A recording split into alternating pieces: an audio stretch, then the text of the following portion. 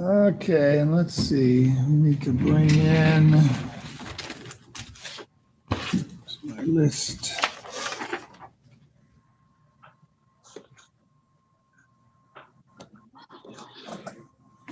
Karen Widener.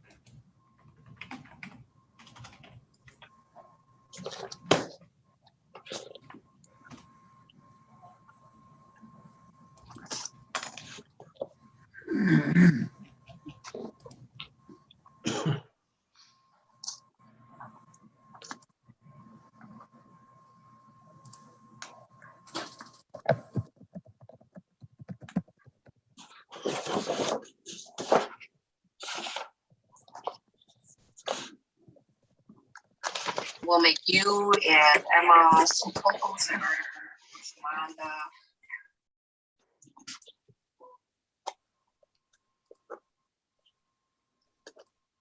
Okay, I think I've got everyone in now on the Lewis Eubanks, Am I going on the record? Bradshaw Miners. Not yet. Okay.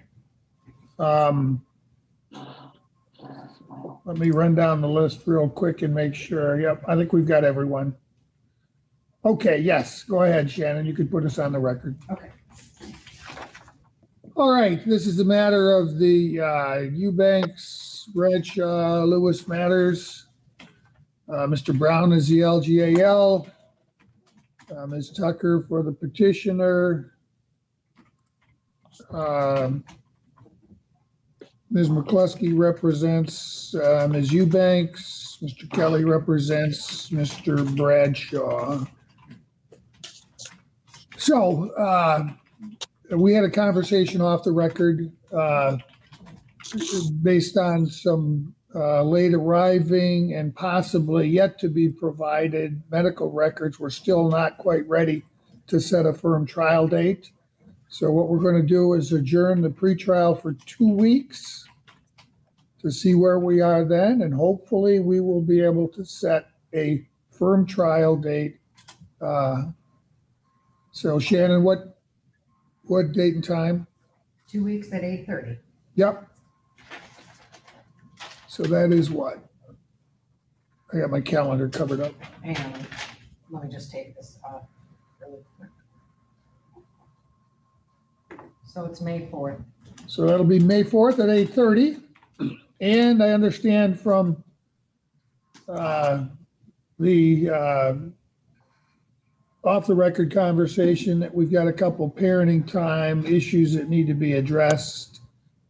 The first one being apparently Kai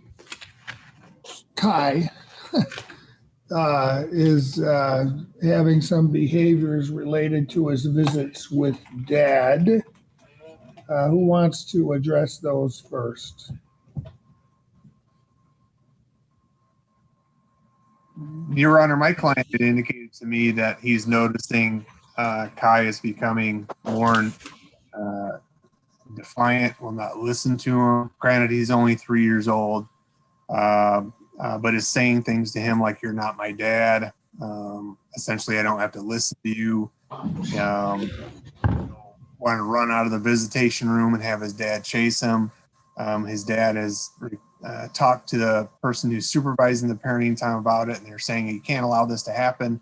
He's advising them he's not listening, and has concerns of what is going on in his placement for trying to behave this way, because he did not have these issues with this child before from discussions that Mr. Bradshaw has advised me of. I'm not sure how we address this with a 3-year-old.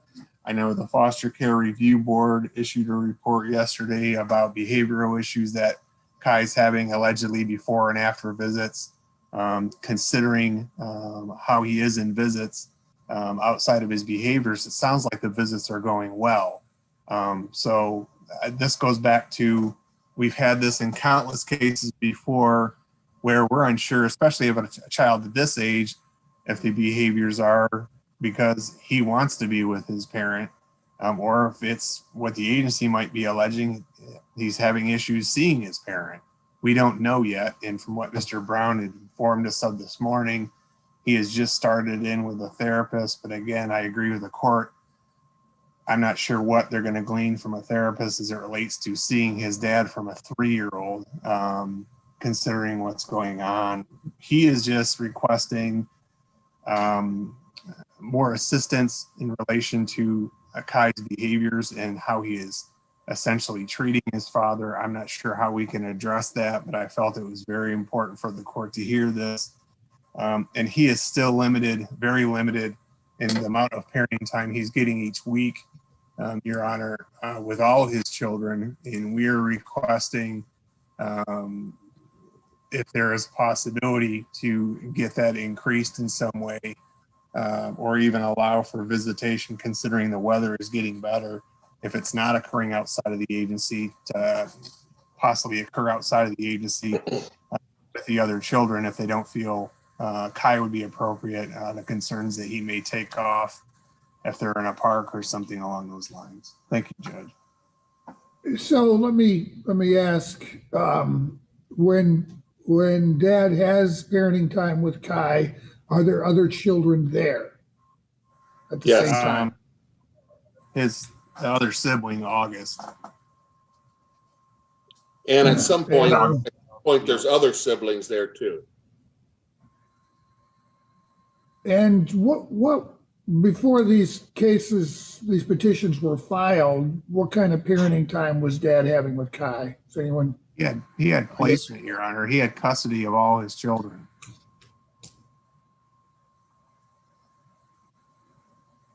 Kai and August were returned to him after they were in a guardianship for an extended period of time. And his other children, he's had custody of them for years, and Mom's really not been around. Kai was the only one in a guardianship. August lived with the parents since birth. Right. So that's When did Kai come out of the guardianship? Your Honor, I can answer that, Your Honor. If ma'am, that's okay. you're not. Hold on, Ms. Eubanks. Let Mr. Brown finish first. It was either October or November of 2020. And that's the reason why I think Kai is having problems. I think we can be fairly confident that it's not because he wants to see his father in the other cases. It's because he spent his entire life with who he's with now. I think we could be relatively certain in that fact. And I want to reiterate, I talked to the caseworker that there's no definite pinpoint that Mr. Eubanks is doing anything wrong in parenting time. I mean, it just is what it is. That he hasn't spent much time during his life with Mr. Eubanks, and this is the result. Thank you, Mr. Bradshaw. All right. Your Honor. Mr. Brad, yeah, I know, Mr. Bradshaw, he misspoke. So, Ms. Lena Eubanks, you have placement of Kai? I do. And you were the previously he was in a guardianship with you?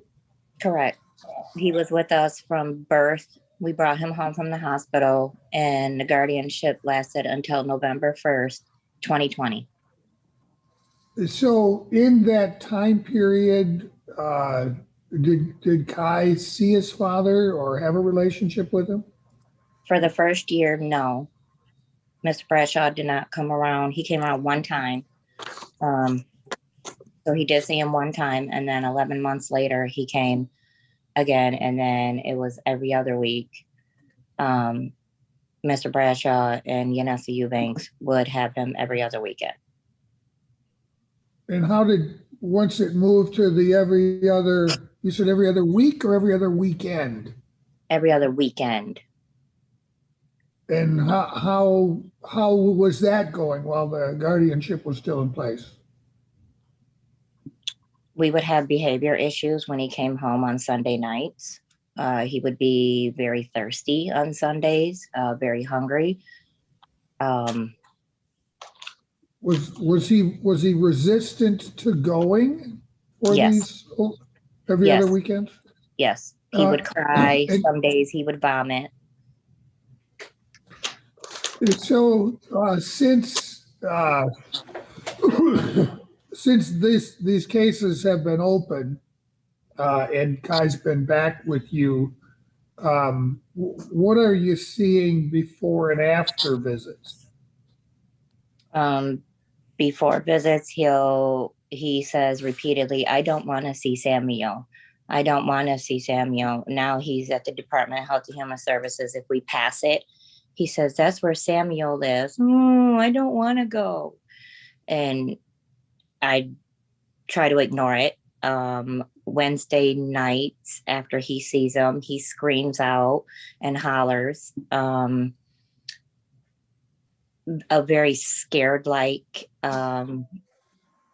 scream in the middle of the night. He's very restless throughout the night. And then periodically he'll say during the day at different times if something will trigger him to say he doesn't want to see Samuel. And now he's contributing to the word visit. Now when somebody says a visit, he's thinking he has to see Samuel. And I can see it in his face. It's causing some stress. So Ms. Widener or Ms. Schell, have either of you observed any of the visits between Mr. Bradshaw and Kai? Speak on that. I have been supervising visits since they started. What have you observed? I've observed kind of what Lene has talked about. I've had concerns since the visits started with Kylan. He does okay in the visit room once he's able to calm down, know that he's safe. However, he's been resistant. The last two visits I've noticed more concerns with his behaviors, throwing toys, running out of the visit room, saying he doesn't want to be there, asking me to stay in the room with him, asking to go to the bathroom multiple times, but not wanting Dad to take him. While we're in the bathroom, he doesn't have to use the bathroom. He just doesn't want to go back to the visit room. On the 7th, I ended the visit for Kylan because he appeared to be in distress. He wanted to go home. He couldn't calm down in the visit. I even spoke to Dad about this, and he had also agreed with me that he's never seen Kylan this way. So I would just say that for Kylan, I am worried about his well-being and how it's affecting him after visitation and beforehand. So I understand that Kai is seeing a counselor or therapist currently? Correct. He just started his first therapy session last week. And So as he's the at 2. therapist, He had an intake. What was that? if the therapist has been apprised of the problems during the visits? Correct. And he plans to observe next week, I believe. Well, I think the best course forward, and I'll listen if anybody has more to say about it, is let's let the therapist engage. Let him come and observe a visit. If there's something constructive that he can do to help Kai and have a better visit, I think that's ideal. But at some point, the therapist might very well say, I don't think this is good for Kai. It needs to stop. And if he does that, and tells me that it's harmful to Kai to force him to do visits, I'm probably going to suspend the visits. But I don't want to do anything until this therapist has a chance to weigh in and hopefully try to remedy the problem. What more can we do at this point? Your Honor, when you indicate remedy, can we make it clear that the therapist can indeed essentially almost assist Dad if that even is, if he feels comfortable doing that in terms of identifying things that are going on with his son, so he can better address that and make that more of a calming and better experience for Kai during his visits with his dad. I know you'd referenced interjection. I think we need to be clear for that therapist that he or she can actually do those things. I don't want them to feel they're limited in any way, because my client, I'm sure Mr. Bradshaw's dad will welcome any feedback that'll assist him getting back on track, or Kai getting back on track with their relationship. Well, I'm not going to do anything to direct the therapist how to do his job. He certainly needs to have freedom during the visit to do whatever it is he thinks is advisable. I don't have a problem with that, but I'm not going to tell him how to do his job. Okay. All right, well, let's just do this and let's see what happens.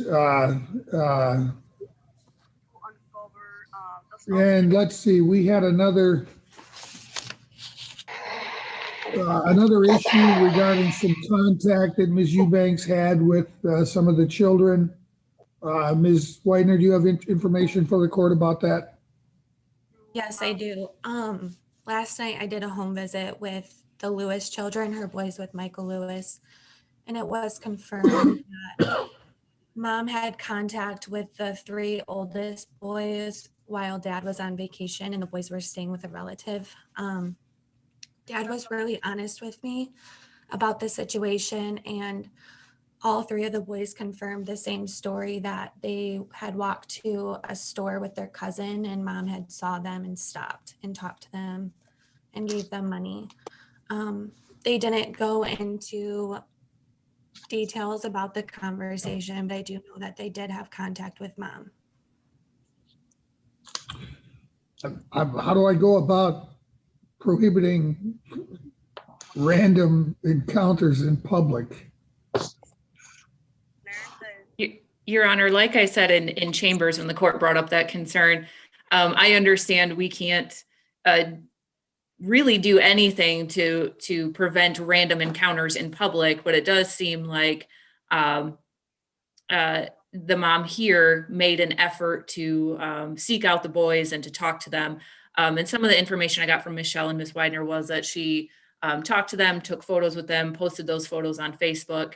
So this goes beyond just a random encounter. I understand that there's not a lot the court can do at this time, but I felt that it was information that needed to be shared with the court on the record, just so everyone is aware that this happened, as well as to kind of put mom on notice that the agency is aware that that happened. All right, well, I think it's incumbent upon placement to make sure that that there's no inadvertent contact. As far as mom taking pictures of kids and posting them on Facebook, I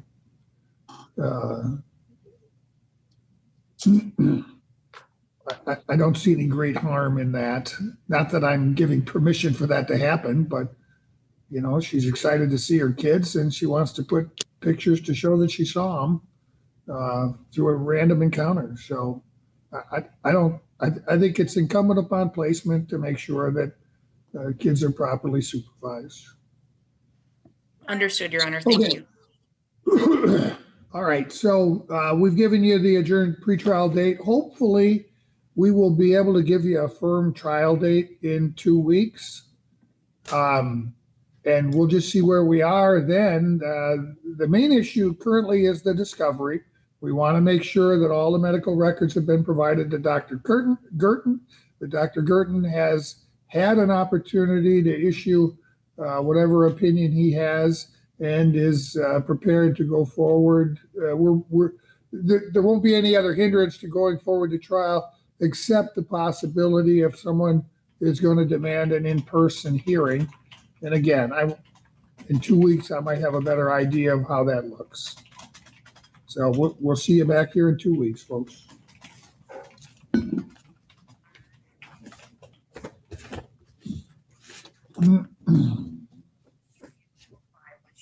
To your respective communities. We also want to seek to understand others' perspectives, speak for yourself, and be mindful of others. Commit.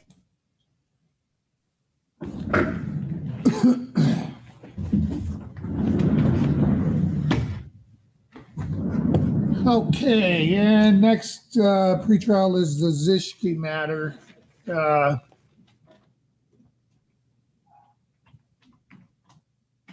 So, Mr. Weed, we're still waiting on a jury trial. I don't know when we're going to be able to do those. Under the current restrictions, we absolutely can't. My inclination is to adjourn the pretrial for 4 weeks and see if we have a better idea of the landscape at that time. Okay, Your Honor, that works for me. Shannon, 4 weeks puts us where? May 18th. May 18th at 8:30. In our off-the-record conversation on this file, there was also some issue with apparently your client, Mr. Weed, being denied some parenting time. Could you elaborate? Yeah, it was. I hate to interrupt, but before we do that, I think my client's in the waiting room. Oh, I'm sorry. We should have some And I probably workers have as work. well. I've got workers in there too. I got the cart ahead of the horse. Thank you. Let me get everybody in here. So Ms. Plum and possibly Ms. Pascarella, but I don't see her here. I got somebody in by phone. I probably should see who that is. What's your client's name, Ken? Selena Racciola. The last 4 digits of her phone number are 3119. Okay, she's the one on the phone then. Let me get her in.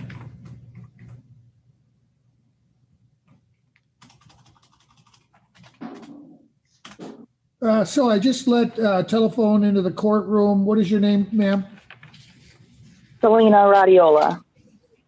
Okay. All right, and let's see who else we got. Let's see if I've got Mr. Zishki.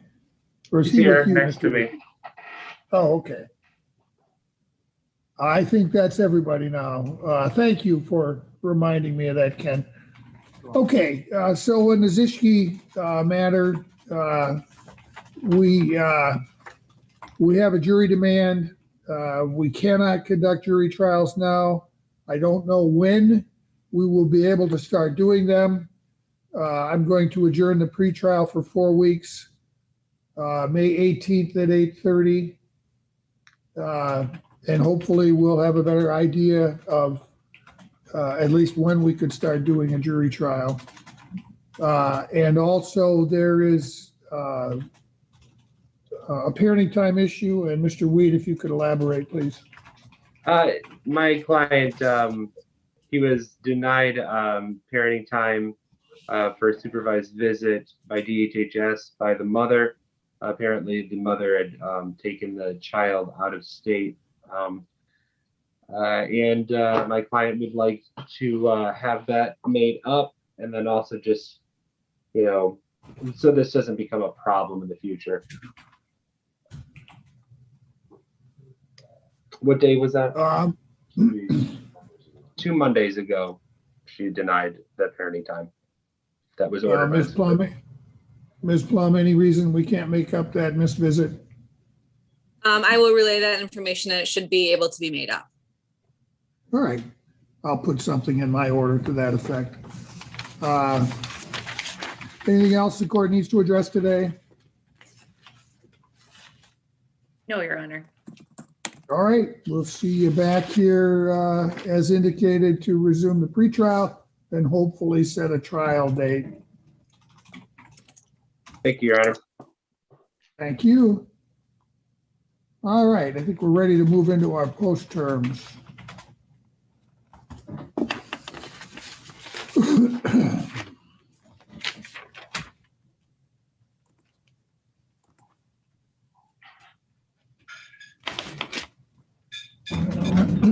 Looks like I gave you my docket.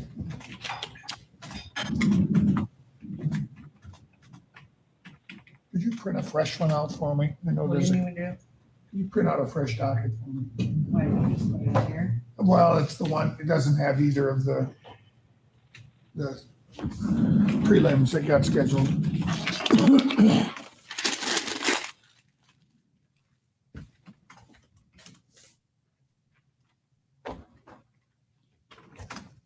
Oh, shoot.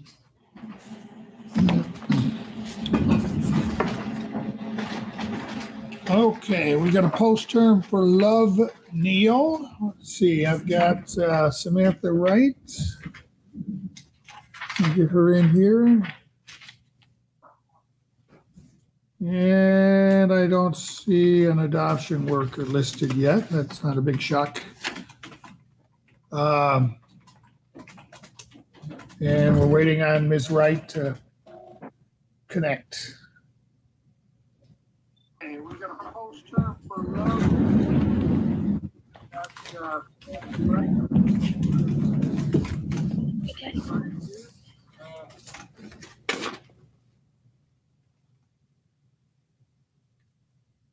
Good morning, Ms. Wright. You can hear me? Oh, she's frozen. Yeah. Okay. We're doing the post term on Love Neal. And let's see, Ms. McCluskey, you are LGAL? Correct, Your Honor. Is there an adoption worker yet, Ms. Wright? There is. I was just notified this morning that they set up an appointment with the foster parents. So I don't have the name of the worker yet. They are meeting with them tomorrow, though. Okay. So, Ms. McCluskey, how is Love doing? I did reach out to placement and leave a message. I didn't give her a lot of time to respond because I've been out of the office, but did not get a call back yet. So I haven't spoken to placement, but I've reviewed the report. Obviously, this placement's wonderful. They've had Love since obviously she was born. Also have placement of her half brother. So Love's very bonded. I don't have any concerns with this placement, and I'm in agreement with the goal of adoption. Thank you. Ms. Wright, anything to add? Nope, only that the adoption worker is meeting with them tomorrow to get the process rolling. Good. All right, I will implement the recommendations. We'll set our next post term for July 13th at 8:45. Thank you. Thank you.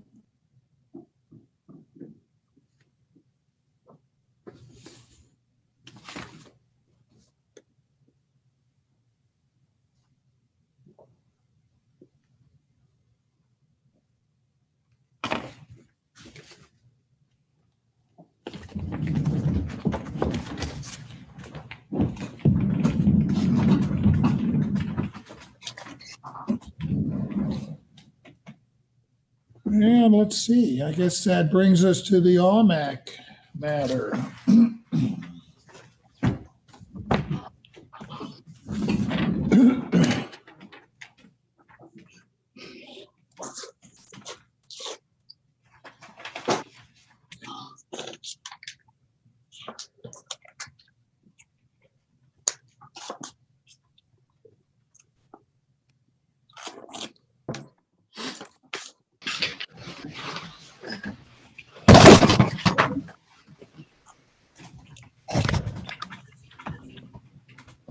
Okay, I think I've got everyone here on the ALMAC matter. Mr. Brown is LGAL. Mr. ALMAC is present. If you need my son, he is too. And Ms. Williams. Are we expecting Ms. Richardson this morning? Janessa Cole should be in the waiting room representing Da Vinci. Oh, okay. She is. Let me bring her in. Thanks. Here on the ALMAC matter, Mr. Brown is LG. Okay, so I have an updated report as of Monday. Somebody's got a YouTube running. We're getting feedback. Looks like Aiden has not been to school for the last 2 weeks. And Sophia has attended 2 days, absent the other 8. Judge, there was a subsequent email where she's missed the last 2 days, so I think it was reversed. Yeah, she only missed 2 days. She had a outstanding lights problem, so she missed the 2 days. And Aiden hasn't been to school because they canceled it for COVID.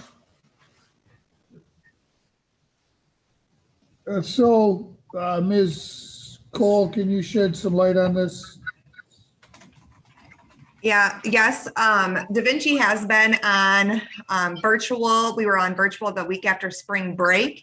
And then we were virtual the week just last week for state testing. So, but with being virtual, you still have to do your work online. If you are not logging in and communicating with your teachers, it's an unexcused absent. So yes, Aiden has been marked absent for the last 2 weeks because he hasn't logged on. He hasn't done any work, anything. So it's an unexcused absent. That's how it works for any of the students. Well, I logged him on one day and did a couple assignments for him, so I know that's not the truth. Well, going through his progress report and going all through the teachers, there's nothing that he has done at all. Well, the deal was to get him back in school. So now he hasn't. And this week he was out for the bus. Then he talked to Sophie's bus driver. There's no school this week either. We actually just had to cancel school for junior high. We will be virtual for the next 2 weeks due to positive COVID cases. But again, we are still virtual. So that means that but he can't do virtual. If he's not there and he's not the kind of kid that can just sit and read the computer. He's got to be challenged. If he's not challenged, he's not going to do shit. And I talked to a counselor about it and everything, started my language. A counselor about it, Susan Danke, and she totally agreed with that. Yeah, I know. Just because he doesn't do his work and stuff. I know Just some because he kids doesn't struggle do with his work. virtual, but there's been no communication. And when Aiden was in that class for a couple days, when he was actually in seat, I think he completed about 2 assignments when he was in class. But Okay, that's your guys' issue, not mine. I got into school. Yep, he As was. Mr. Brown said last year, being school at the school year was. Hold on, Mr. Almack. You said Aiden was there?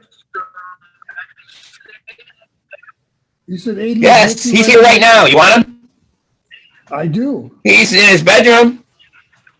Okay, I will grab him, sir. Hold on. Aiden, they want you. Judge LaFlamme wants you now because I can't defend you without you in there. Okay, Just sit over here, man. I'm sitting here. No, you're going to be on the computer, dude. I'm not being on computer. Well, you're on voice. There you go. Get in here and just listen to him. Get the fuck in here and listen to him, dude. I'm listening to anybody, bro. Why?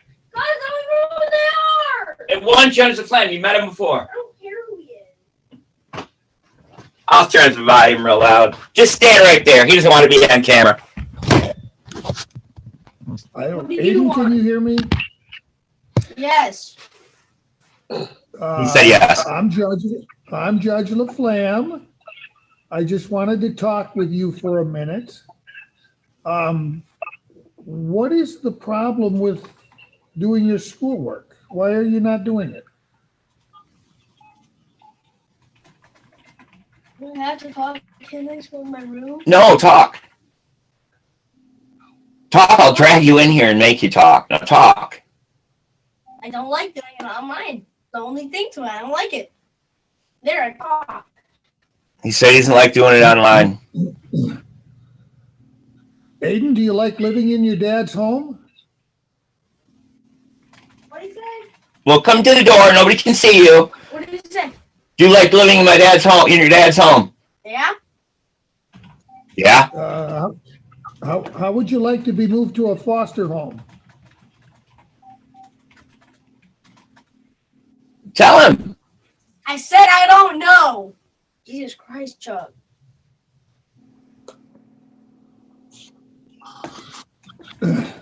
Kelly, Yes, Your Honor. have you talked to the department about filing a petition for something more than just educational neglect or taking more aggressive action here? I We have got a not, Your Honor, serious but I would be problem. happy to do so. Judge, we've already done that, and they will not do it. They suggested that if you're going to do something like that, that you can order a petition be filed, and that's the only way that they will do it. There's a box, I think it's box 22 on the initial pleading that gives you the authority to do that. And Your Honor, I will say I do have that in the notes from when Matt was still handling this case, that was a discussion that had been thrown out there that the court could order the child into care. But just based on the educational neglect alone, the agency was not comfortable doing so.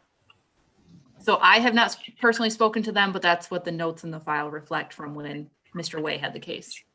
And we discussed this on the record a month ago.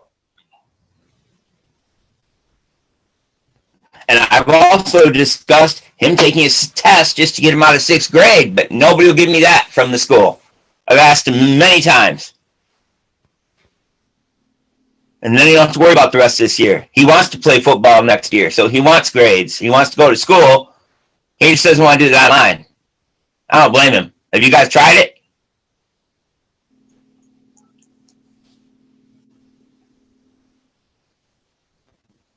Chuck, what are you exactly asking about testing what? Because well, when I was younger and still now, because there's 12-year-olds in college, he can take a test that can test him out of 6th grade if he knows all the information. Okay, correct? There's been no conversation or communication with the school about that? You might not have been with you, but in the records, there's somebody with that information that I've talked to numerous times. I don't remember their names because I don't write them down. Okay, well, another thing, Chuck, is that when the kids are absent, you need to call, or it's an unexcused absence as well, just like with Sophia. With her having lice, that was something that the school needed to know so we can be able to check that. But we don't ever get a call from you saying if the kids are going to be gone. She didn't really want me to call because if one of the kids would have found it out in her school, and unless I would have taken to a doctor, which I've taken her to like 20 times for this problem, I would have had a note. I wasn't taking her back to a doctor. I tried homeopathic remedies, olive oil and clove oil and peppermint oil, mixed on her head for 48 hours. And it seemed to work. Because I wouldn't want to be a 3rd grader getting told lice head, you know.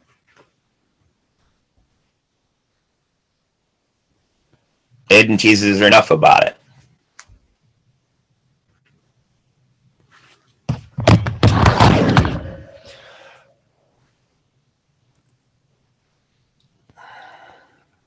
All right.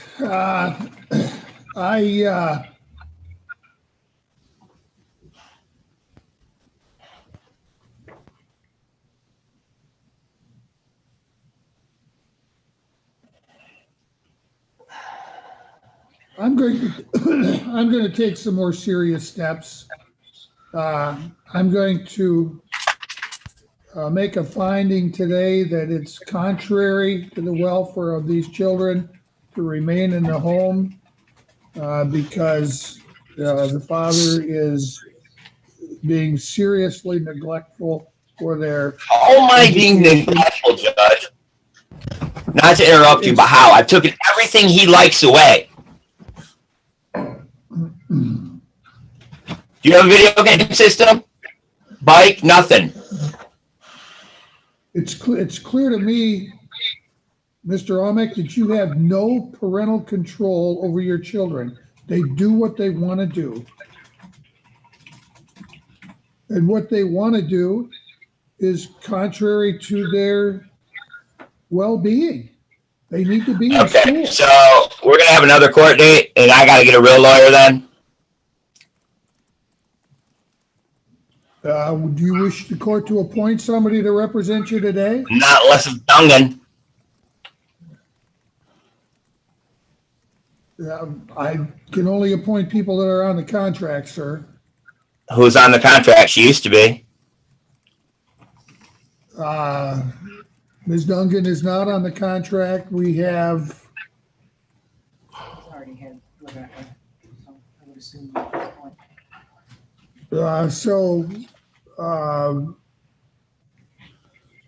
Mr. Mike Kelly is on the contract. Uh-huh. I went to school with him. I don't know who the lawyer is, but I went to school with him. Ms. Rebecca McCluskey No. is on the contract. That's who he already had, was Rebecca. Mr. Ken Hotchkiss is on the contract. No.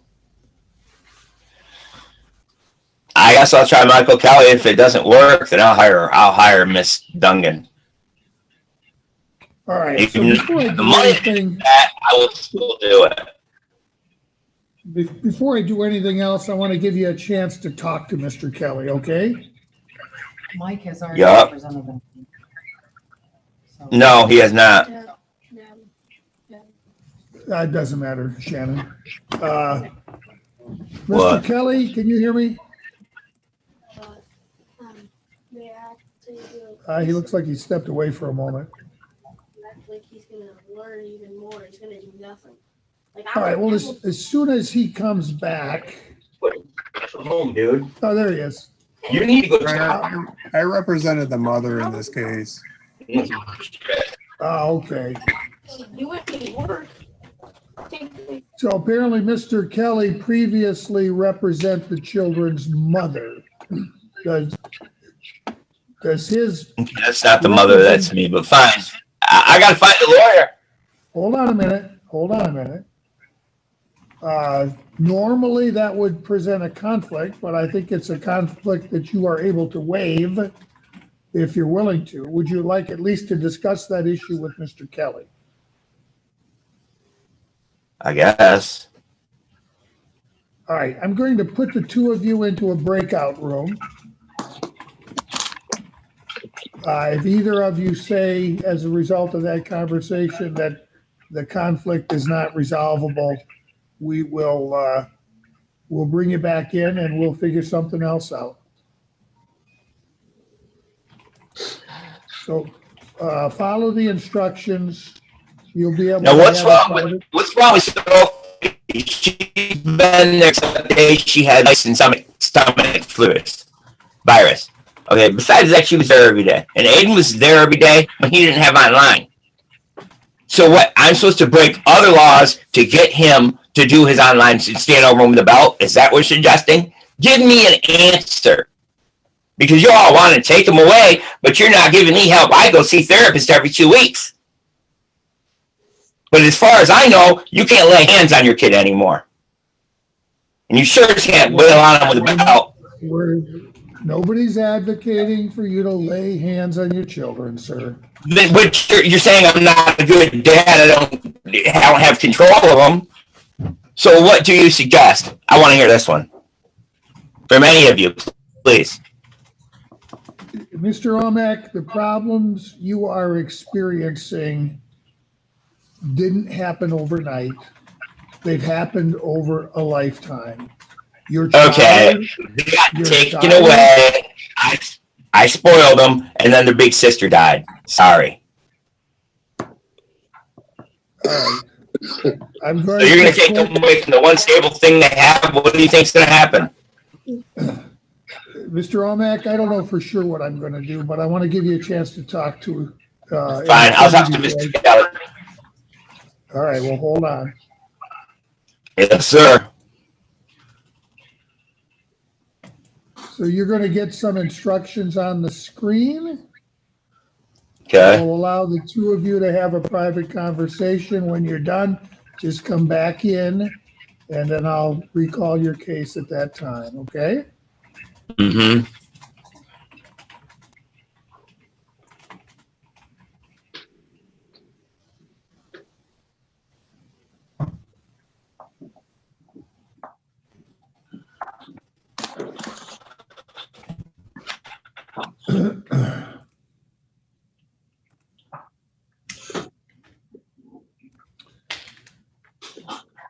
Okay, they're talking now, so let me see if I can do something else while we're waiting.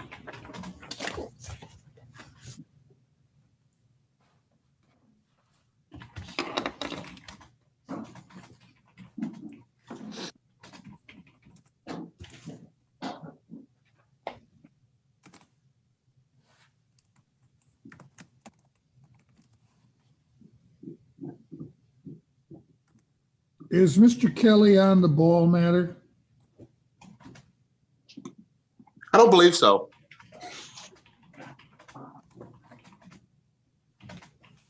Okay, and let's do that.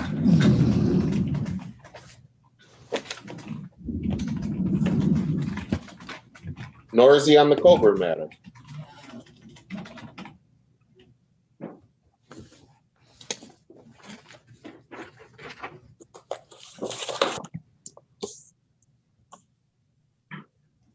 The Coburn matter may be a quicker matter if the court wants to get back to Mr. Aumack quickly. Otherwise, we do have quite a bit to discuss on Ball, even though it's just set for control date.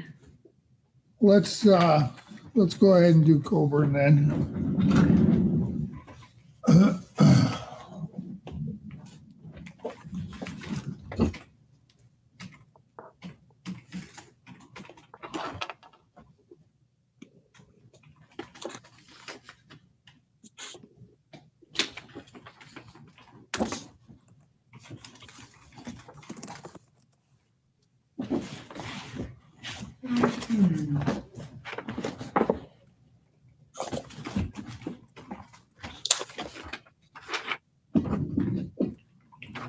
So let's see, we got Miss Bordeaux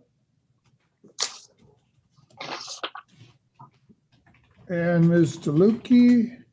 If she's there, I just don't listed see- her as a supervisor. Oh, okay, and I don't see her in the waiting room. Okay, Vicey Henry may be on. If not, no big deal. Miss Bordeaux's the main one.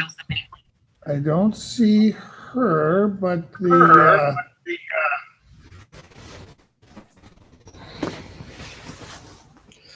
I believe Sharmika is in the waiting room on behalf of okay. Vicey Yes, Henry. all right, I do see her.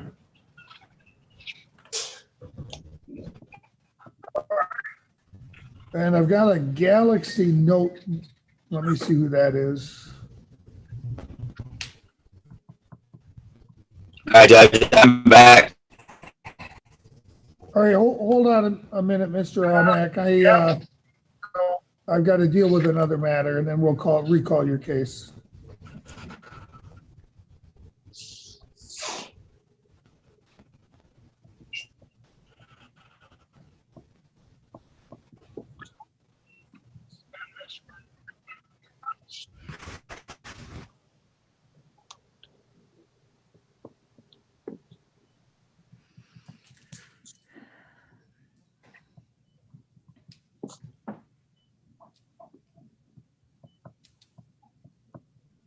And that looks like that's Maureen Coburn that we're trying to connect with. Ms. Coburn, can you hear me? Yes. Okay. All right. So this is a matter of Nicole and Timothy Coburn. And let's see, you can see all the players, Shannon? Yeah. Okay. All right. So my recollection is the last conversation we had was removing Ms. Coburn as a respondent with the ability to amend the petition at a later date if she fails to cooperate with the services that these children are going to need. Is everybody on board with that approach? Yes, Your Honor, Absolutely. that was a resolution that the court had proposed. I had spoke to DHHS about it, and they were on board with that as long as it was made clear, and I think it has been through any number of avenues to Ms. Coburn that she could still be made a respondent in the future. All right, and Ms. Coburn, do you understand that? Yeah. And my understanding is you are willing to fully cooperate whatever reasonable steps that can be taken to address the issues that are in the petition. Yes, Your Honor. right? I'll do anything I have to do to. Okay, so we need to adjudicate the children as dependents. Do you have who's your witness, Callie? Haley Bardot, Your Honor. Ms. Bordeaux, would you raise your right hand, please? You're muted. I would ask the court take judicial notice of the juvenile file, and that should be plenty, but. I want to make a record. Ms. Bordeaux, you do swear to tell the truth, the whole truth, and nothing but the truth, so help you God? I do. State your full name, please. Haley Bordeaux. Go ahead, Ms. Tucker. Thank you, Your Honor. I'm just pulling up the petition real quick.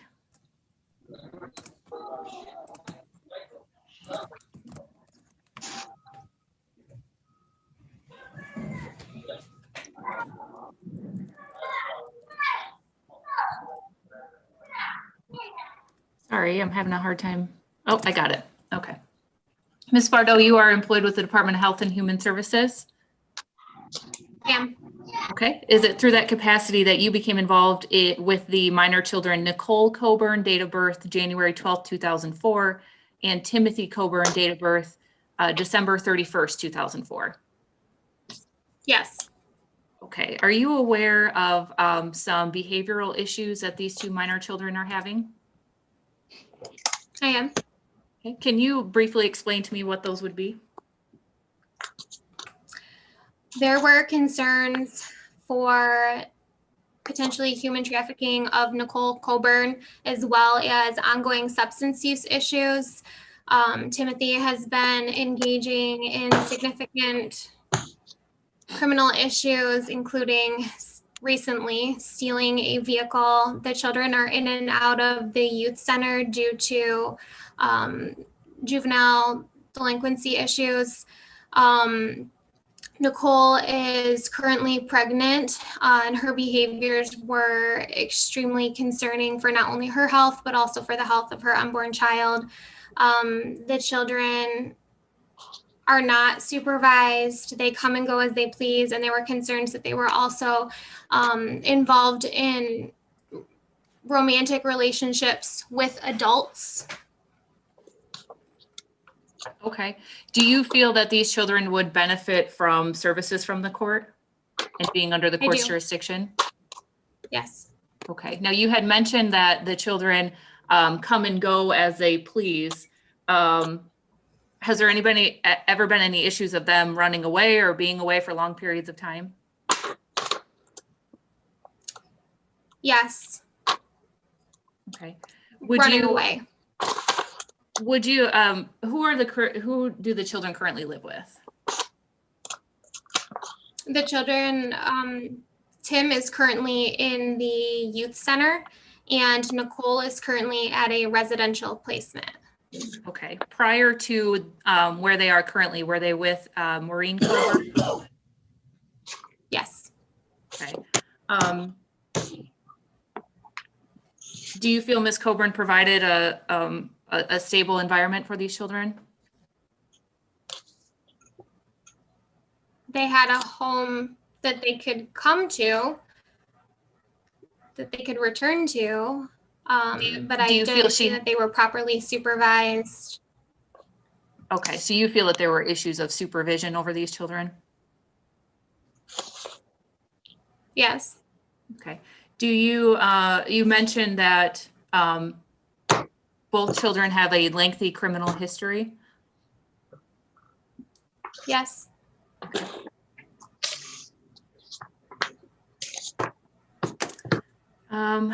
Okay.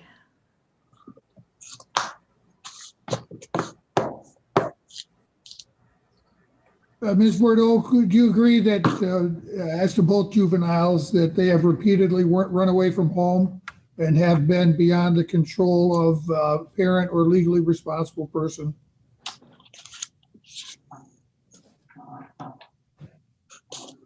I think that's debatable, but for today's purposes, yes.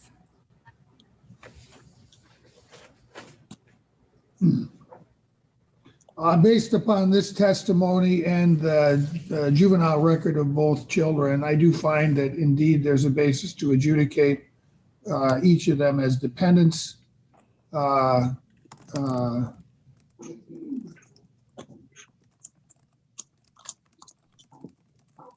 It's clear that they are beyond the control of a parent or a legally responsible person. That's quite apparent. I don't know how that could be debatable. They come and go as they please. That's running away from home. I don't know what's debatable about that. So I'm going to adjudicate based upon their behaviors. I'm specifically removing the mother as a respondent. Are we prepared to move forward with this position today? I believe so, Your Honor. What are your recommendations, Ms. Bordeaux? Or whoever? Hi, Your Honor. Our recommendations are the children remain in the care and custody of Department of Health and Human Services, that Timothy actively participate and complete his juvenile probation requirements, that Timothy and Nicole comply with recommended services, including but not limited to residential treatment if necessary, and that parenting time with the minors be supervised. And of course, we would expect that the parent is going to participate as much as possible in their treatment. You know that, Shannon? Yep. Anyone wish to speak to the recommendations? I think they're appropriate. I believe they are. So we will hold our first dispositional review hearing on July 13th at 8:45. July 13th at 8:45. Thank you all. Thank you, Your Honor. Thank you, Your Honor. All right, let's go back on AUMAC.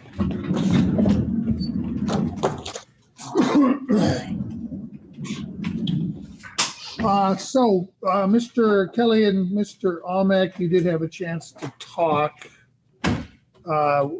What's the likelihood, Mr. Kelly, that you think you'll be able to represent Mr. AUMAC, and does Mr. AUMAC want you?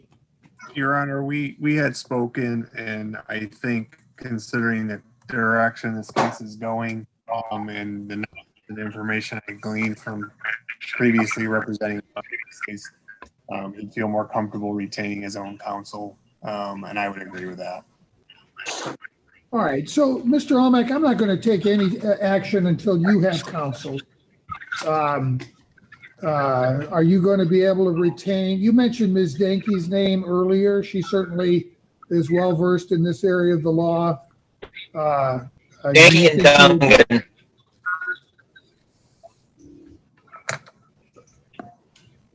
I'm sorry.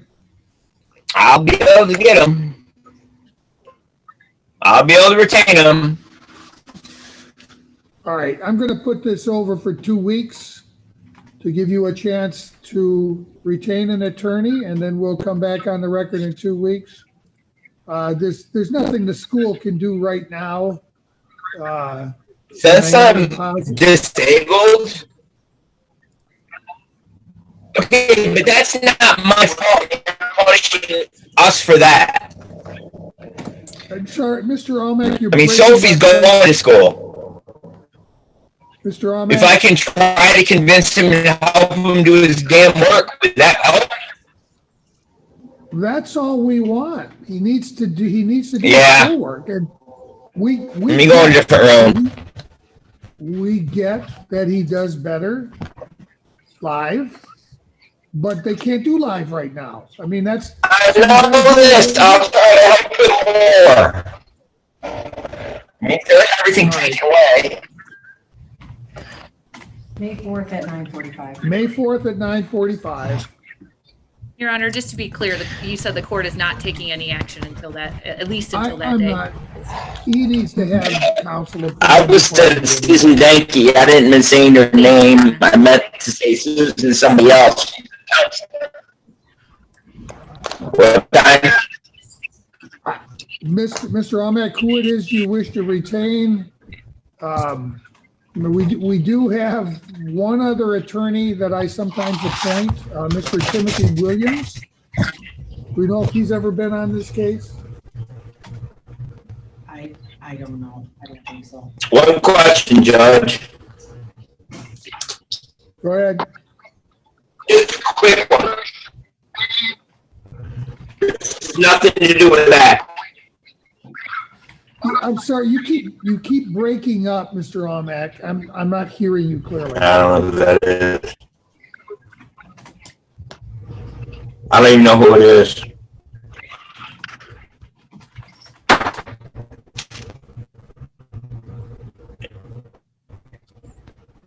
I mean, I'm going to try to they'll give me a lawyer because I'm mentally disabled.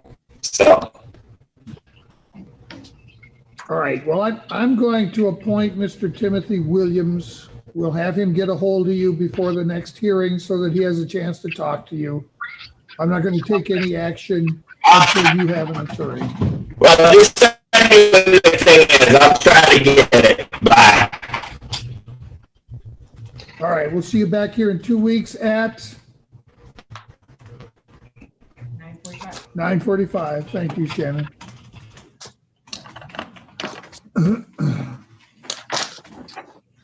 Okay, I think we're ready to move on to Ball. Okay, just so I'm clear, you're appointing Tim for Mr. Almack. Yes. And make sure he's got contact information. Hopefully they get a chance to talk before the next hearing. Okay, I will do what I can. I will send what I've got. all right, thanks. I think his number's on the petition. We haven't had any trouble getting a hold of him. Okay, on Ball, let me see, who do I need to bring in for this?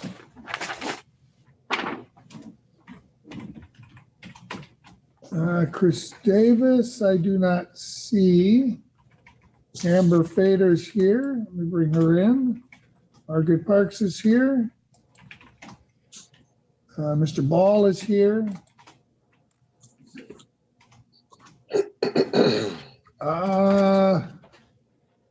Is the mother's name Courtney? Yes, Your Honor. All right, let me bring her in. Margaret or Amber, is there anybody else from DHHS that wants to be present for this hearing that you know of? I believe Christopher Davis was planning on participating as well. Right. There's somebody on an LG phone. Let me see who that is. Mr. Davis is not signed in.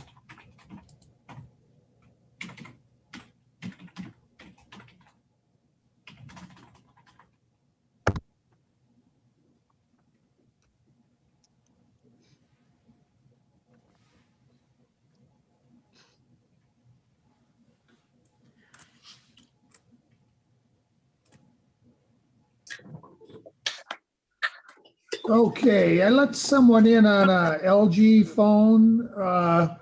What is your name? Ross? No, Mr. Bob, we've got your name on the screen. There's an LG Stylo phone. Apparently she can't hear me. Does anybody recognize her?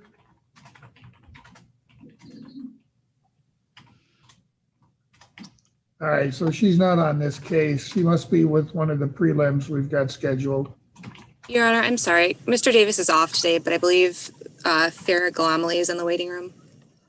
Oh, she is. Yep. We'll let her in.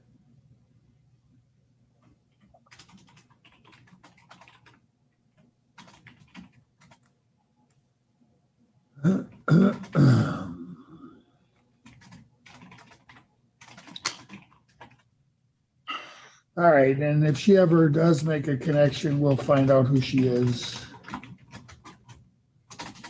Okay, so we're on the record in the Ball matter. Shannon, can you see everybody that's here? Yeah, Both mom and dad are present? yeah, I'm good. Okay. I got it. All right, good. So this was a hearing that was scheduled at the request of the agency.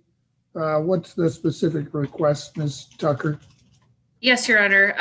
At the last parenting time last week, the parents were scheduled for a 2-hour visit at Cascades Park. Unfortunately, Mr. Ball in particular got very aggressive and hostile with the two workers who were present, Ms. Fader and Mr. Davis, to the point where he was using insults and offensive language with Ms. Fader. He was getting into the personal space of Mr. Davis to the point where Ms. Fader thought that she would have to call 911 if Mr. Ball was to continue to assault Mr. Davis. Ms. Fader can certainly give more details as to that, but the children were present throughout the entire interaction. And it just turned into a very hostile, very uncomfortable, and very inappropriate situation very quickly. It ended with Mr. Ball leaving the park and Miss Ball, or Courtney, leaving the park shortly thereafter. This has been spoken to, or this has been relayed to me through the workers, and Miss Carafino was also informed of this incident. Given the nature of the situation and the safety concerns for all involved, the agency would request that the visitations be supervised or set up in a place where we can ensure the safety of all parties. At this point, Mr. Ball has shown time and time again that he just cannot conduct himself in a way that is conducive to the safety and appropriateness necessary to be around his children and to, frankly, even interact with DHHS. So that is a huge concern for the agency, and we want to do whatever we can to, keep at least the children away from this behavior, as well as to ensure the safety of our workers. Mr. Ball, do you care to respond? Oh, yes, I do, sir. Everyone was leaving the park, okay? So Miss Fader and Mr. Chris were talking about me doing some family first, okay? So Courtney's telling me everything they're saying. So I asked them if they had anything to talk to me about. They said they do not have anything to talk to me about. Well, how am I going home? Okay, so my children were in the truck. There was no kids around. This is why I record everything, because they try to lie and say things and things happen that didn't say. It didn't happen, okay? Now, yes, I get frustrated. I do understand that. Miss Judy, the lady that's been in our house every day, 5 days a week, said there's no domestic violence that's ongoing. There's no signs of physical abuse. There's no signs of anything, okay? She said, Miss Louder, Shannon Louder said I should be at home, okay? My kids cry every time I walk out the door. So they had me going 5 days a week to 1 day. How is that any kind of progression, okay?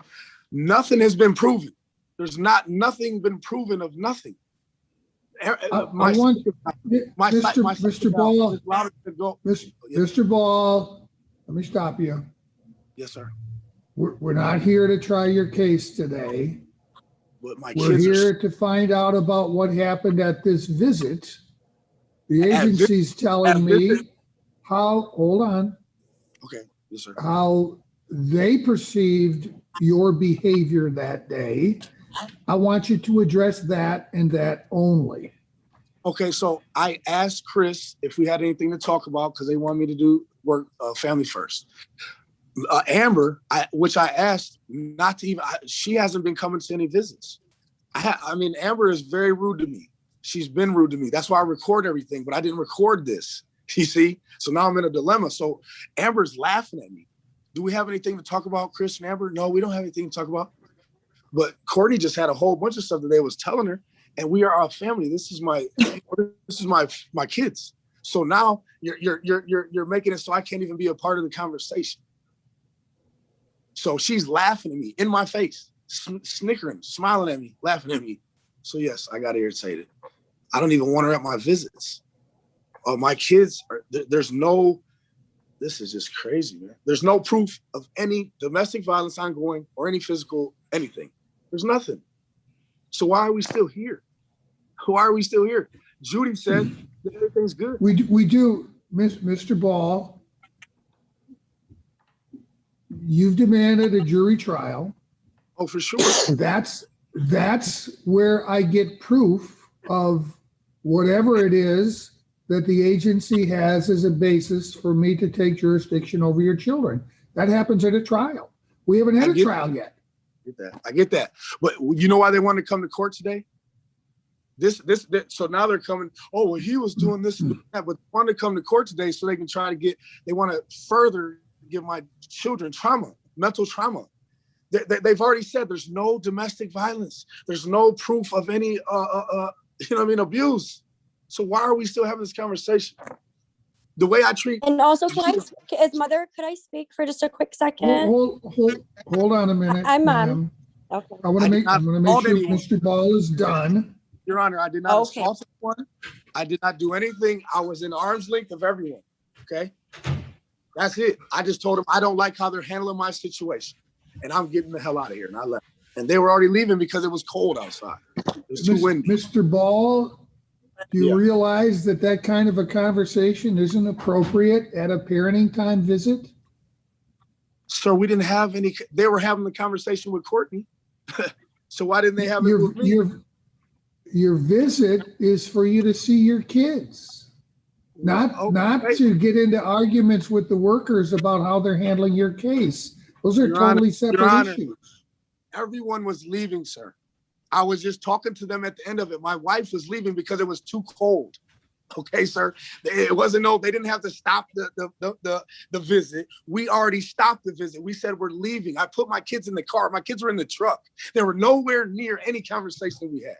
Okay, so I am getting frustrated, Your Honor, because I keep getting. All right, let me hear from the mother. So what happened is we were leaving because it was cold. They had a conversation with me, Judy, Chris, and Amber, but we were leaving. My kids were in the car. And what happened between them, my kids had no idea. They didn't hear nothing. He walked away from them to talk to Amber and Chris. And then he walked back. She ended it. We were already leaving anyway. She said that he said some stuff. I went to my car. He went to his car. My kids saw nothing, heard nothing. There was no any kind of altercation. No one even in the park probably even looked over at them. That is insane. So that's too much for them to say that. Now, if he was disrespectful, that's on him. But I'm telling you, my children heard nothing. Your Honor, I guess I would ask that Ms. Fader be able to verbalize her side of the story. I wasn't there. She would be able to provide more details as to what occurred. Like you were there, though. You were talking like you were there. Hold on. This is crazy. Mr. Ball, it's not your turn to talk. Ms. Fader, yes. I'd like to hear your observations of what happened on that occasion. Yeah. First of all, where were you? Where was this? We were at Cascades Park on Wednesday last week. Because of COVID, Russ did not want to do visits at our office, so we have accommodated his request, and we have allowed visits to occur outside at Cascades. Due to the interactions between Russ and I and our difficulty of seeing eye to eye, we have assigned 2 workers to the case, myself to work with Courtney and the children, and Chris Davis to work with Russ. So during the visits, both workers have been present. And this day specifically, I met with Courtney along with the family's first worker off to the side while Russ was with his children and being supervised by Chris. Following that, Courtney joined the visit and played with the kids and had ice cream and enjoyed that. About an hour into it, Russ walked over to Chris and myself, asked if we needed to speak with him. And because it was a visit and Chris is his worker, we said no. He then asked about court and whether or not the FTM that we need to schedule is the same thing. We informed him that it was separate. It was at that point he started degrading me, calling me names, and getting very, in his term, frustrated with us, and started walking away. Once he started calling me names and degrading me, Chris and I both agreed that the visit needed to end. I had walked over to Courtney, informed her that the visit needed to end. She had asked why, and she started gathering the kids to go. Russ was in the background yelling at her, "Don't fucking talk to them, get the kids in the fucking car." So as Courtney's getting the children in the car, that is when he, with his arms spread open, started approaching Chris Davis, and becoming belligerent towards him as well. So the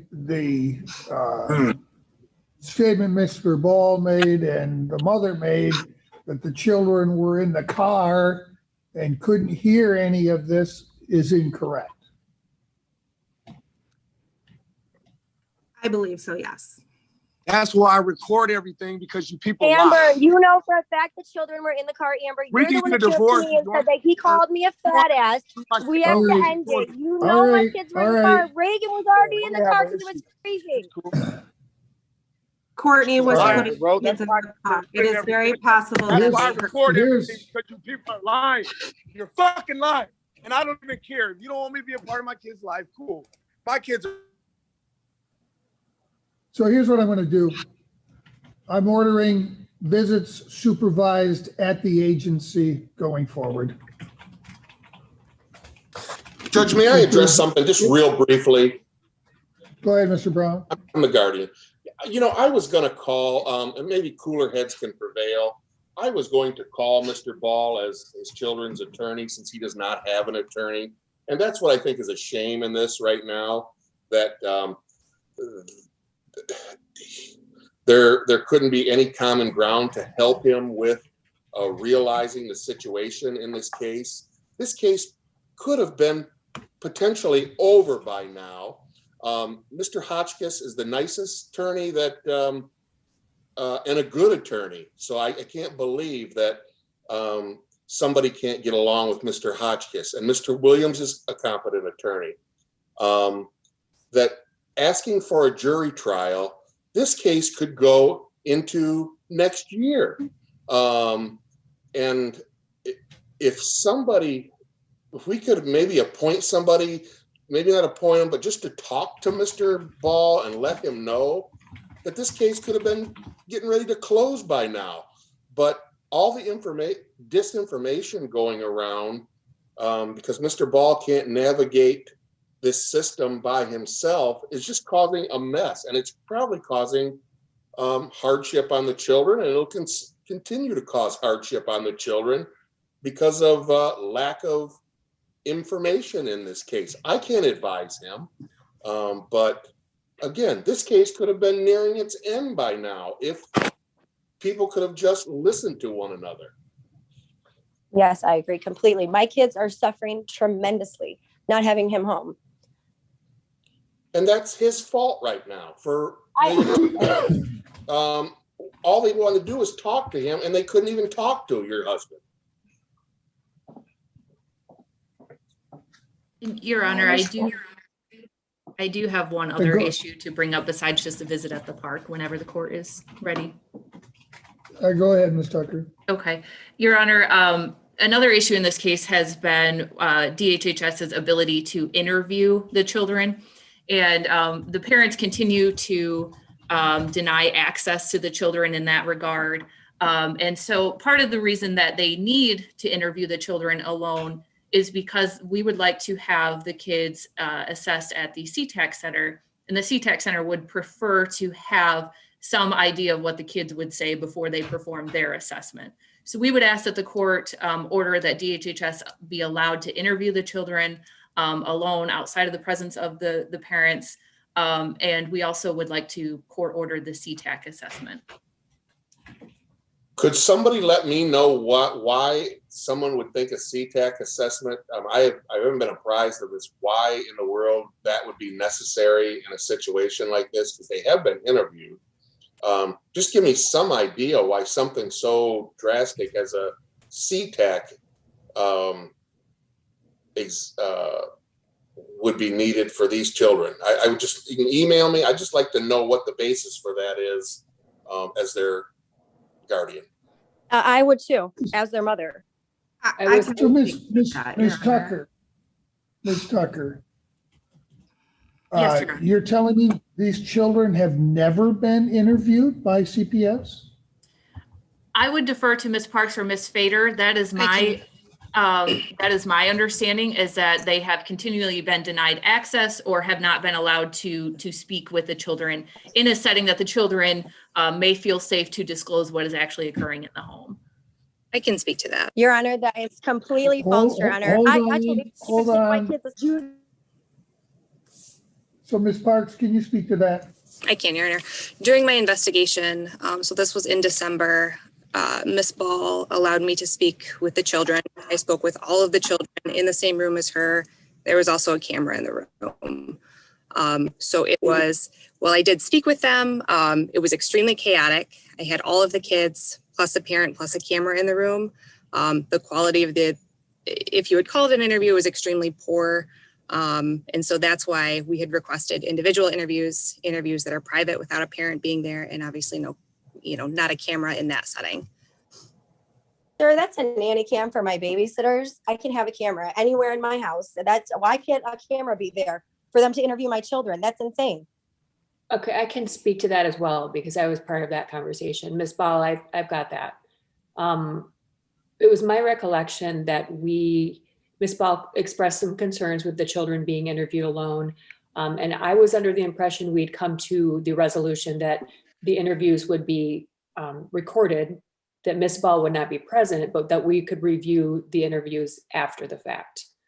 Yes, I agree with that. Why haven't you set that up yet? Right. So we did resolve that quite some time ago. I'm not sure why that's not happening. We had offered to schedule to do the interviews, the initial interview at least, at the Child Advocacy Center. I contacted law enforcement and the CAC. They were both on board. Ms. Bader can probably speak to this more than myself because I wasn't part of that conversation. But my understanding is that when that was proposed to the parents, they declined again. Yeah, that is correct. So Chris Davis and I both spoke with Ross and Courtney. They requested, instead of the CAC doing the interview, that Chris Davis complete that. They signed a service agreement to allow that to happen. Courtney, I believe, is still on board with allowing that interview to occur. However, Ross has said no, absolutely not. Not as long as myself is on the case. So if there were a CAC interview, obviously we know the format for that. It's fully recorded. There's a complete record made of of what happened. It's outside of the presence of any parent.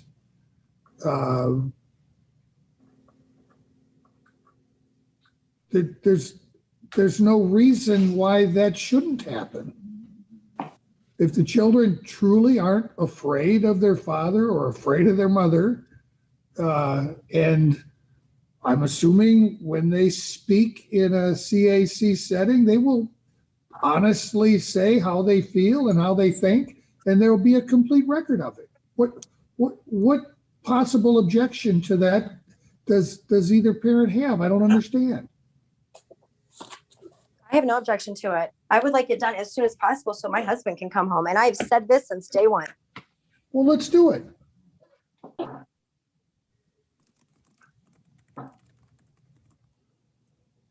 Let's do it. I mean, this is easy. Let's just get it done. Yeah, I think the issue was Mr. Ball objecting. So if the court is willing to put that in their order, that would be I'm going to order. I'm going to order CAC interviews under CAC rules. All right, now Mr. Ball wants to speak. I'm going to unmute him briefly.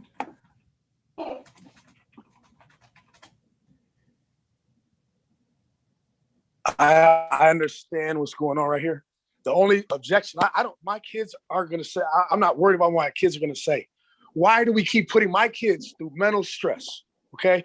They already said there was a woman in our house 2 hours every day, 5 days a week for 28 days. She said there's no signs of any domestic violence ongoing or any physical abuse. So why, if my kids are okay, so I do the psych and it's good. So now they want to go to this. So they're trying to just get something. Why do my kids have to have mental stress put on them continually when there's evidence that I haven't done it, that my kids are fine. I don't understand why you guys keep doing this. This is what I'm saying. And nobody likes me.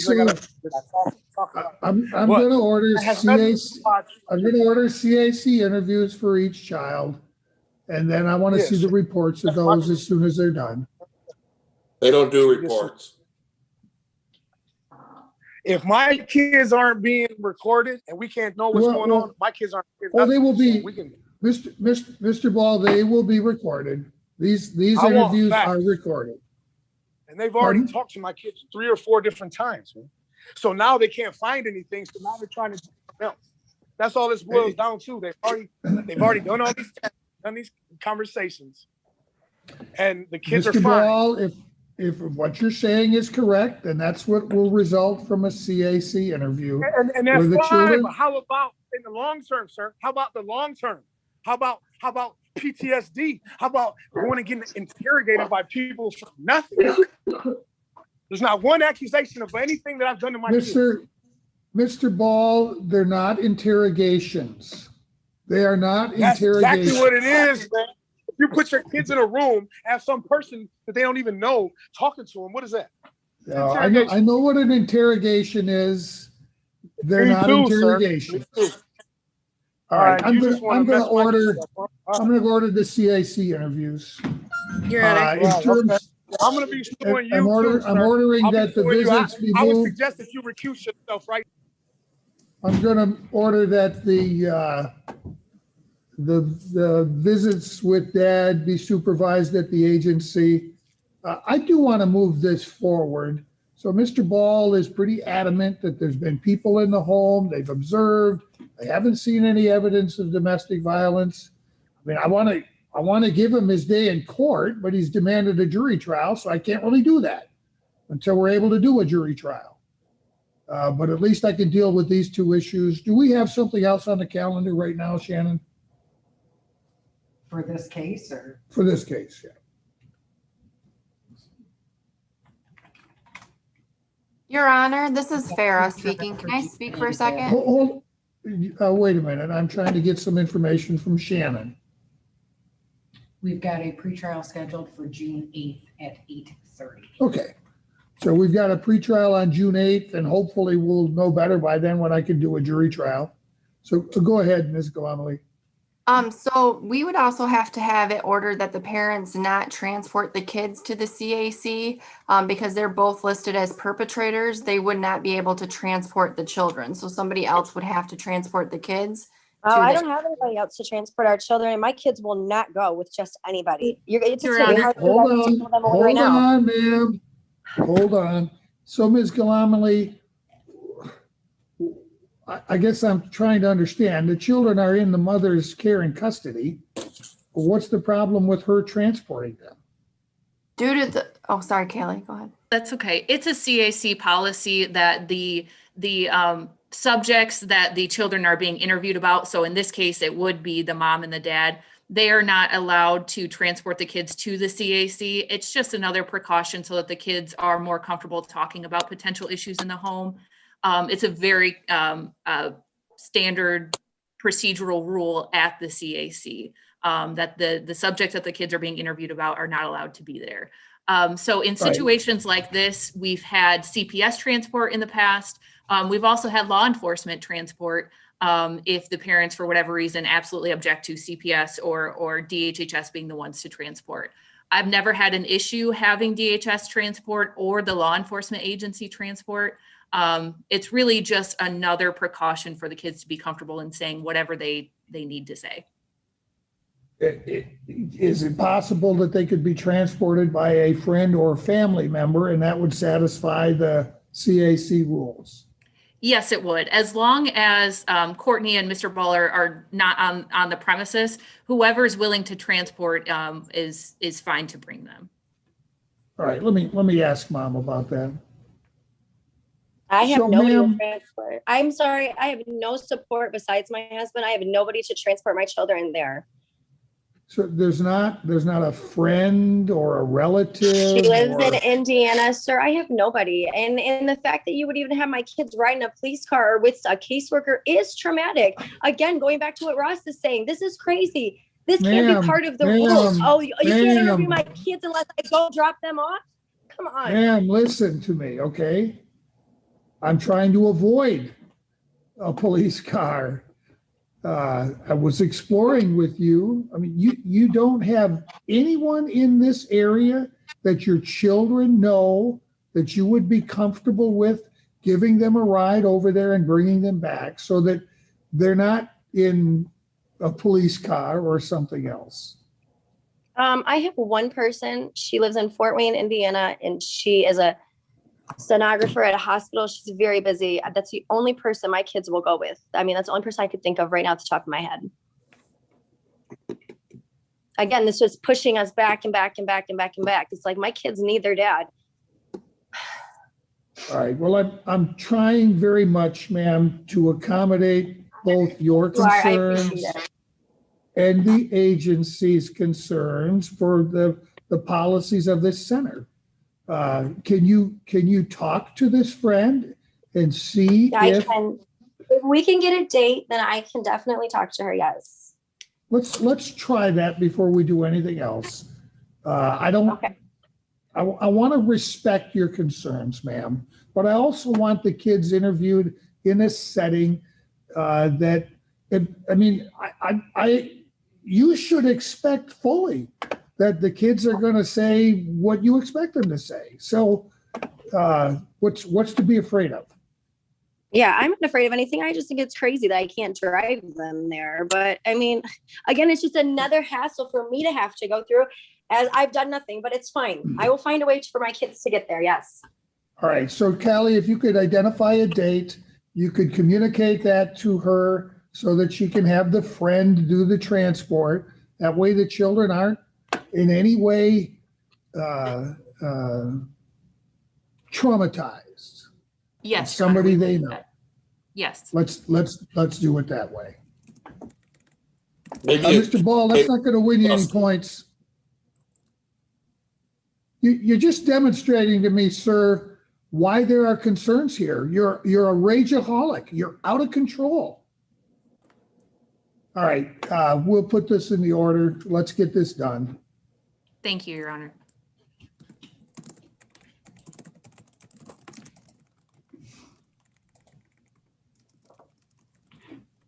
Will you let me back in, Judge? I accidentally scooched out. Oh, sure. Thank you.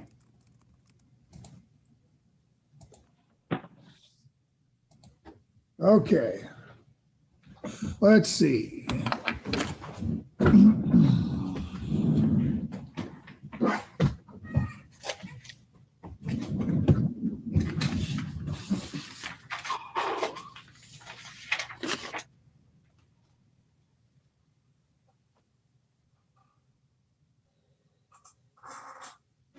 All right, we've got a prelim on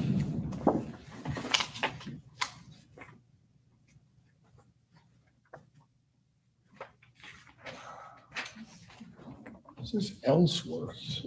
Oh, here we go. Sorry. I was looking at the wrong name on the file. This is for Aresian Ellsworth. Let me see who I've got here. Ms. Bardot is still on the call, Your Honor, and she's the worker on it. Oh, okay, good. Dad should be in the waiting room with the 734 number. Okay, I see him. I saw Brittany Taluki was listed too. Are you expecting her? I just listed her as a supervisor, Your Honor. For future dates, I'll stop doing that. Okay, fair enough. No, that's fine. She's not in the waiting room, so. All right, let's see. So.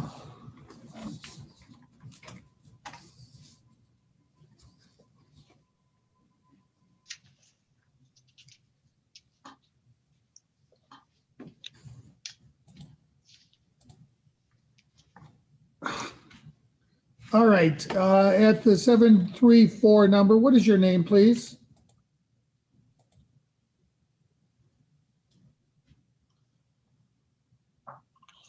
There's someone connected to the courtroom with a telephone. Yes. Yeah, what is your name, please? Brandon Miles. Brandon Miles. Okay, I'm going to put that on the screen so I don't forget. Myles. Yep, I got it. Thank you. Okay, and is this the mother that's on the LG phone? Ms. Bordeaux? No, that So is the she's on a mother's different kid. friend. What is your name, ma'am? I'm not really sure why she's in Zoom. Because she wants me to take custody of her son. All right, what is your name, The mother please? does. Tracy Osborne. Tracy Osborne? All right, I'm going to put the name on the screen just so I know that. So you're a friend of the mother? No, actually, I've known her for a long time, but I was there and witnessed what had happened on that day, and I had took care of the child from noon to till when the police had came to the area where everything was going on. Okay, fair enough. And let's see, it doesn't appear that the mother is present unless she's with Mr. Miles. No, she's not with me, sir. Ms. Bordeaux, she was notified of the date and time of the hearing and provided with the information to participate? She spoke with the foster care worker yesterday, but it sounds like she was pretty incoherent and wasn't able to engage in a productive conversation due to being under the influence. So I'm not sure that she would recollect that or recall that conversation. And I've been unable to locate her today. She doesn't have a phone and she's homeless. Okay. And Mr. Miles, do you happen to know where the mother is? No, sir. Okay. So I'm assuming then she didn't show up for the 24-hour hearing?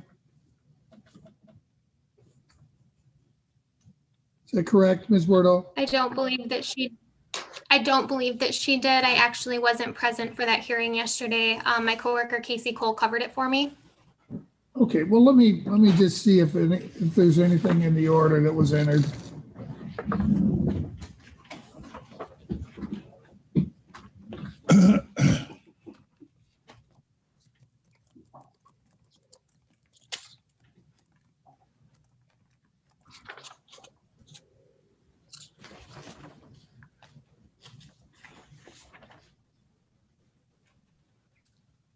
Your Honor, I just confirmed with DHHS worker Casey Cole that mom did not appear for the hearing yesterday. Okay. All right. Well, even though she's not here to request appointment of an attorney, I think I'm going to go ahead and appoint one anyway. Who's next up, Shannon? Mike has represented her in the past. So, Mr. Kelly, any problem with representing her in this one?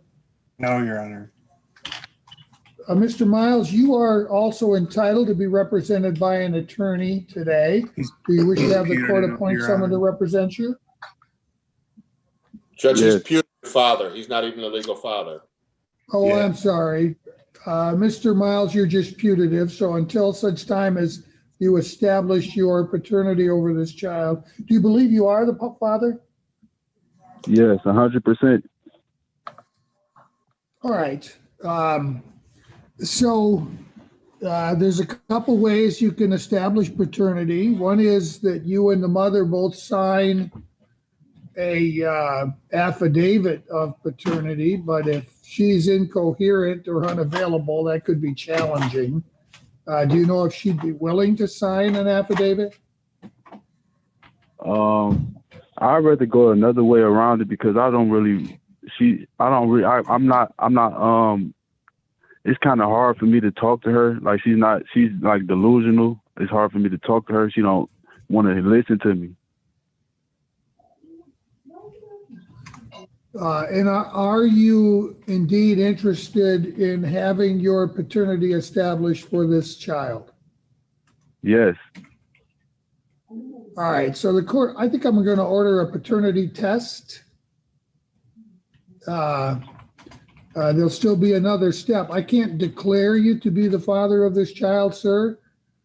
In order to do that, you have to initiate a paternity proceeding.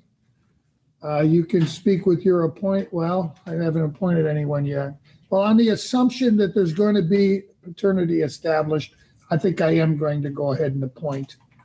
That way he's got somebody at least who can advise him of what he needs to do to establish paternity. Who would that be, Shannon? Next on the list is Ken. Mr. Hotchkiss is present. Ultimately, if you're not established as the father, there's no real ability for you to participate in the proceeding, but I'm going to give you an opportunity at least to establish your paternity. Counsel, can we waive reading and waive probable cause? Your Honor, without having a chance to talk with my client to cover my bases, I don't think I can waive probable cause, but I think the court can simply do a quick one by reviewing the pleadings to determine if there's enough there. So I'm not waiving something that I haven't talked to my client about. Fair enough. Let's go ahead and establish probable cause. Ms. Tucker, you do that through Ms. Bordeaux? Yes, Your Honor. Ms. Bordeaux, would you raise your right hand, please? You do swear to tell the truth, the whole truth, and nothing but the truth, so help you God? I do. State your full name. Haley Bordeaux. Go ahead, Ms. Tucker. Thank you. Ms. Bordeaux, we are here on the case of, I'm not sure how to pronounce his first name, Arizian Ellsworth, date of birth January 8th, 2020. Horizon, like horizon. Okay. Yes. Thank you. The mother of that child and the only respondent in the case at this time is Jennifer Ellsworth, date of birth May 28th, 1988. Yeah. Can you briefly tell me how this child came to the attention of DHHS? Yes, I was called out for immediate assistance to the Colonial Inn in Jackson. When I arrived, I met with Officer Myers of Blackman Public Safety, and he had Jennifer Ellsworth in the back of his car. He reported that she appeared to be delusional, that she had disclosed that she had been using methamphetamine, that she was pretty incoherent and unable to have a productive conversation. I went over to speak with her, and that was very apparent. She could not answer my questions. She could not be redirected. She was making a lot of really inappropriate remarks towards the officer, a lot of sexual remarks. I did not observe this, but the officer reported that he had observed her responding to internal stimuli, grabbing at things that weren't there, talking to people that weren't there. I attempted at that time to safety plan with her somewhere for Horizon to go, as police had indicated that they were going to take her in for a psychological evaluation, and she would not safety plan with anyone. And she had also reported that she had given the child methamphetamine. So we also transported the child to the hospital for an evaluation. I attempted to have the child safety plan to her father. He refused, but she also declined. There was a friend present that was willing to care for Horizon, but again, she refused. She was making a lot of inconsistent statements too. She would say that she didn't know somebody, and then she would say that she had known them for years. At the end, she tried to give her child to the hotel manager that she had that week, but we didn't feel that that was appropriate. And then she had made some allegations against the putative father as well at that time. He was without proper care and custody, and after he was assessed at the hospital, we filed the petition because there was no one to care for him. Thank you. Ms. Tucker, I believe probable cause has been established clearly. So where is Horizon placed currently? He's currently in a licensed foster home. All right. And Ms. Osborne, I know you're interested here. The agency can only place the child in a licensed foster home. If it's a relative, they can place, but if it's not a relative, they don't have any choice. They have to place in licensed foster care. All right, so I will make all the necessary findings in my order. I'm going to schedule, currently, I think mother's parenting time should be suspended until further order. If at some point she begins to address her issues and becomes coherent and safe, I would consider allowing supervised visits. Mr. Miles, I can't order any visits for you until you're legally established as the father of the child. We're going to schedule this matter for a pretrial on June 8th at 8:30, trial June 15th at 1 p.m. Wait, sorry, I don't mean to interrupt you, but that's only a week apart. Is that okay? Yeah, that's fine. Okay, sorry, Judge. That's fine.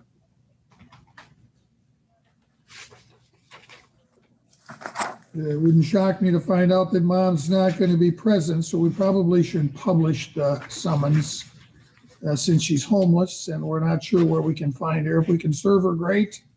But if not, at least we will have good service for purposes of the service of the summons. So, Mr. Miles, I've got well, I don't have any address for you. How do we mail you stuff to keep you informed of what's going on with the court? I have an address, 9114 Everest. Every. Say the street name again. EVERST. And that's in Jackson? It's in Detroit, Michigan. Zip code 48224. Got it. All right. And do you mind giving me a phone number? Yes, sir. Area code 734-334-8545.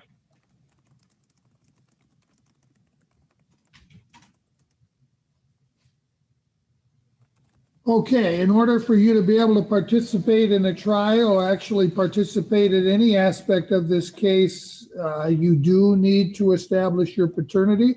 I am ordering a paternity test, so the agency will get a hold of you to arrange for that.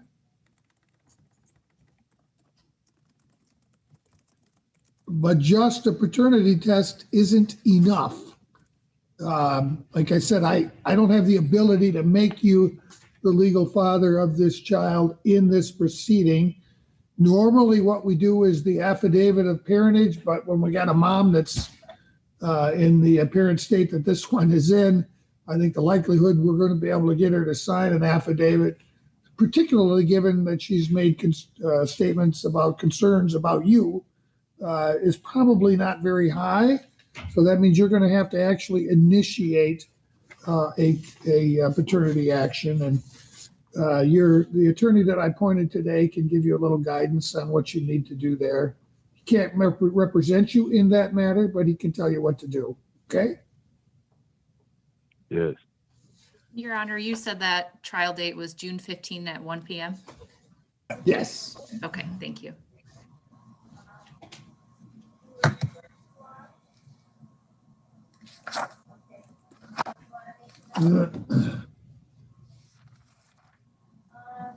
So I'm looking for that putative father language in the order.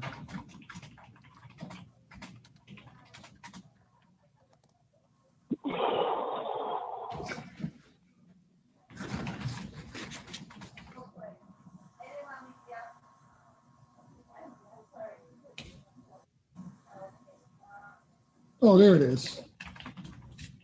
It's paragraph 24. I'll make sure we check that box. I'll show that he was present.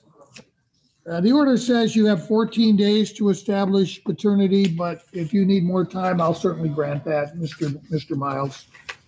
But you need to get the process started. Okay. Okay, sir.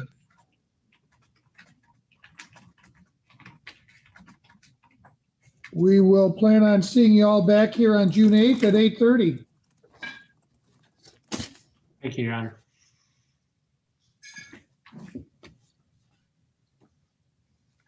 Okay, so I think we've got one more prelim.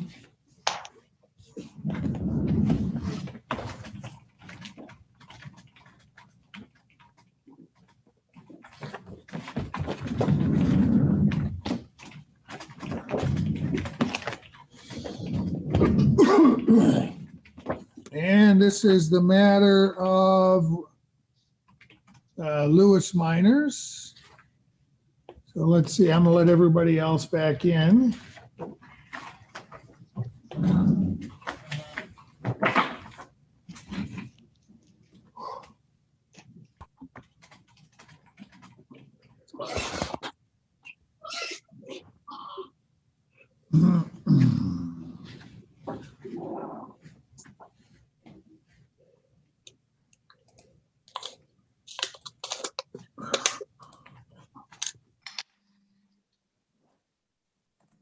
So, Ms. Densmore, can you hear me?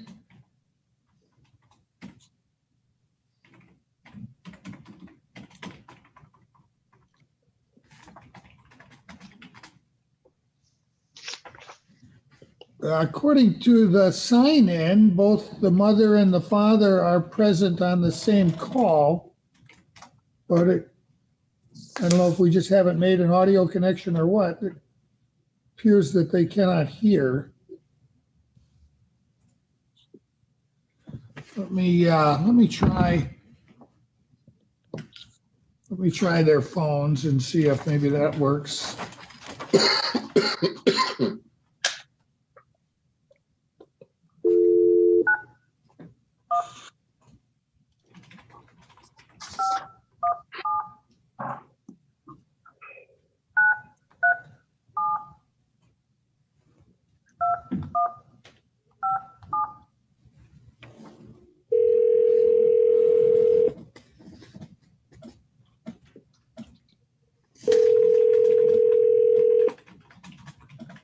Ms. Densmore, can you hear me now? Mr. Lewis? I just got an indication that we had made an audio connection, but apparently they still can't hear me. Hello. Is this Dakota Densmore? This is. This is Judge LaFlamme. I see you're logged into the courtroom, but for some reason, apparently you don't have an audio connection. Oh, I think it was muted. And then when I answered the call, it backed us out. Oh, okay. Is the father with you, Mr. Lewis? Yeah, I'm here too. Okay, and you can both hear okay? You can participate by phone if you're okay with that. Yeah, that's fine. All right. Okay, so we've got both parents present. Previously, mom was represented by Mr. Kelly and dad by Ms. McCluskey. Parents, do you wish the court to reappoint these attorneys for you? Yes, please. All right. So the challenge this morning, if we had you in the, well, it's going to be difficult for you to have a conversation with your attorney unless it's by telephone. Maybe we'll try that. I'm assuming Mr. Kelly and Ms. McCluskey, you would both like an opportunity to speak with your clients? Yes, Judge. Yes, Your Honor. Let's do this. I'll hang up this phone call, allow you to have a conversation. We'll just mute at your end. And then when you're done, come back, unmute, let me know that, and then I will redial and get them back on the phone again. How's that? Okay. Yes, Your Honor. I would just confirm if my client's number is correct in the petition. Is that the one? Mom's number is the one that I just dialed, so I can verify that that's correct. Mr. Lewis, is your phone number correct on the petition? My phone number is 91770. Yeah, it's correct on the petition. Yes, those are the correct numbers. Okay, parents, I'm going to hang up this call. Your attorneys will be calling you to have a private conversation. Once they're done, I'll get you back on this phone so that you can participate in the rest of the hearing, okay? Okay. Thank you. You're welcome.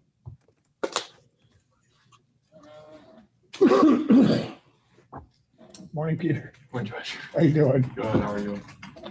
Is today your birthday? Something like that? I saw the cake there, or whatever it is, brownies. Abuse and neglect day treat. Well, happy birthday. Thanks, Judge. How old are you? Too old. 27. No, too young. Let's see if I can remember. When I was 27, where would I have been? I think.